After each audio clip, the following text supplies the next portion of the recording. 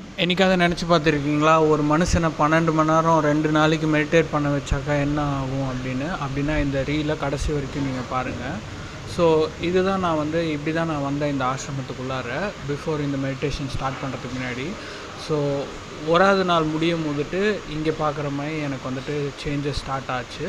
And last day second day அன்றைக்கி நான் இந்த மாதிரி முடித்தேன் என்னோடய மெடிடேஷனை. ஸோ இந்த மாதிரி நம்மளால் 48 ஹவர்ஸ் பண்ண முடியலனாலும், இம்பாசிபிளாக இருந்தாலும், ஒரு நாளில் அட்லீஸ்ட் உங்களுக்காக நீங்கள் 1 ஹவர் டைம் எடுத்து மெடிடேஷன் கண்டிப்பாக நீங்கள் பண்ணலாம். ஸோ இந்த மாதிரி சேஞ்சஸ் ஃபிசிக்கல் பாடியிலே நம்மளுக்கு தெரியுதுன்னா நினச்சி பாருங்கள், விஷுவலைஸ் பண்ணி பாருங்கள், என்ன மாதிரி சேஞ்சஸ் நம்மளோட மென்டல், இமோஷ்னல், ஹெல்த்து அண்ட் இதெல்லாமும் தாண்டி இருக்கிற எத்தனையோ விஷயங்களில் நம்மளுக்கு எவ்வளோ பாசிட்டிவான சேஞ்சஸ் நடக்கும் அப்படிங்கிறத நினச்சி பாருங்கள். நீங்கள் நினச்சி கூட பார்க்க முடியாது. இதெல்லாம் நம்ம வார்த்தைகளுக்கும் தாண்டின விஷயங்கள், கரெக்டுங்களா? ஸோ இந்த உங்களோட ப்ராக்டிஸ் நீங்கள் கண்டினியூ பண்ணுறதுக்கு ஒரு ரிமைண்டராக இருக்கட்டும்ங்கிறதுக்காக தான் நான் மெயினாக போடுறேன். ஸோ எங்கேயாவது நீங்கள் நிறுத்திருந்தீங்கனாக்கா திரும்பி ஸ்டார்ட் பண்ணுங்கள், உங்கள் மெடிடேஷன் ப்ராக்டிஸை கண்டினியூ பண்ணுங்கள் ஒன் மோர் டைம்.